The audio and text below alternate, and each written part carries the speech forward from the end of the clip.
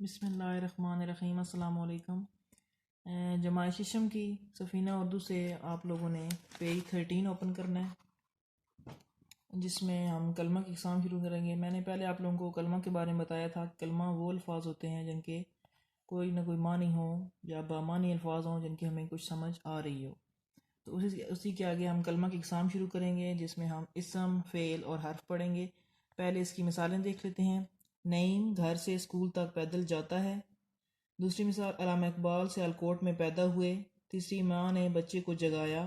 چوتھی، باغ میں رنگا رنگ پھول کھلے تھے۔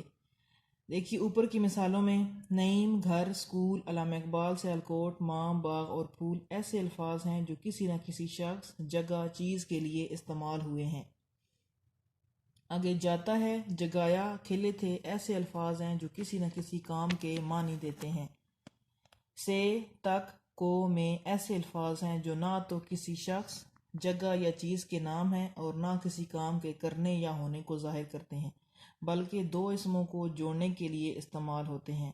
گرامر میں پہلی قسم کے الفاظ کو اسم، دوسری قسم کے الفاظ کو فعل اور تیسری قسم کے الفاظ کو گرامر میں حرف کہتے ہیں۔